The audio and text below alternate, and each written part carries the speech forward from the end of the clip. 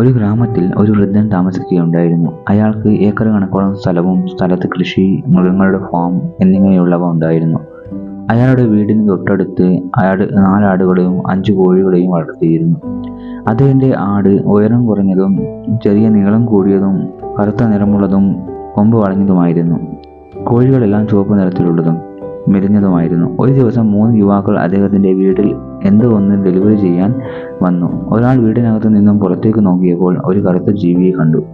അയാൾ വേഗം തന്നെ വൃദ്ധനെ കാര്യം അറിയിച്ചു. വൃദ്ധൻ പറഞ്ഞു, അത് എൻ്റെ ആടാണെന്ന്. എന്നാൽ അയാൾ പറയുന്നത് അല്ല, അത് മറ്റെന്തോ ജീവിയാണ് ഞാൻ കണ്ടതെന്ന് അയാൾ പറഞ്ഞു. വൃദ്ധൻ വിശദീകരിച്ചു, ആടുകൾ ഭക്ഷണം കഴിക്കുന്ന സ്ഥലമാണത്. കറുത്തതും ഉയരം കുറഞ്ഞതും വളഞ്ഞ കൊമ്പുള്ളതും നീണ്ട ചെവിയുള്ളതുമായ ജീവിയല്ലേ നിങ്ങൾ കണ്ടത്? ഒന്നയാൾ പറഞ്ഞു, ഏകദേശം അത് തന്നെ.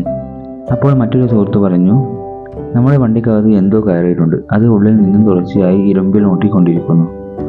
വൃദ്ധൻ പറഞ്ഞു, അതിൻ്റെ കോഴിയാണ്. പെട്ടെന്ന് സുഹൃത്ത് പറഞ്ഞു, ഈ വൃദ്ധനെ പറയുന്നത് എങ്ങനെ വിശ്വസിക്കും? പറയുന്നതിന് തെളിവുണ്ടോ എന്ന്.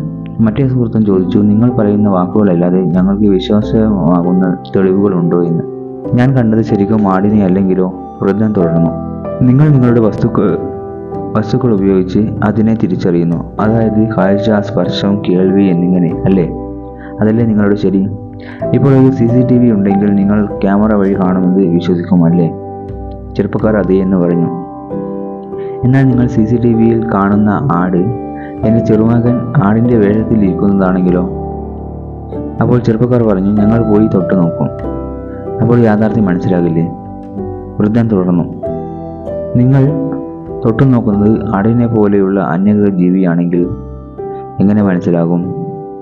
അവർ തുടർന്നു, അത് അപൂർവത്തിൽ നടക്കുന്നതല്ലേ? അങ്ങനെ നടക്കാൻ സാധ്യത വളരെ കുറവല്ലേ? അതുകൊണ്ട് അത് ഞങ്ങൾ കണക്കിലെടുക്കുന്നില്ല.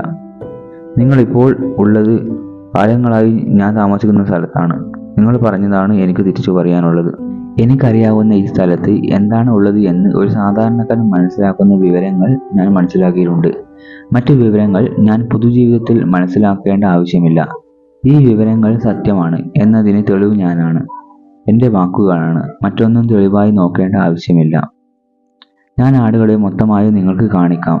എന്നാൽ അടുത്ത വർഷം നിങ്ങൾ വരുമ്പോൾ ഞാൻ പറയും, ഇവിടെ ഒരു കാലത്തും ആടുകൾ ഇല്ലായിരുന്നു എന്ന്. അത് നിങ്ങൾ വിശ്വസിക്കേണ്ടി വരും. വന്നവർ ചോദിച്ചു, അതെങ്ങനെ?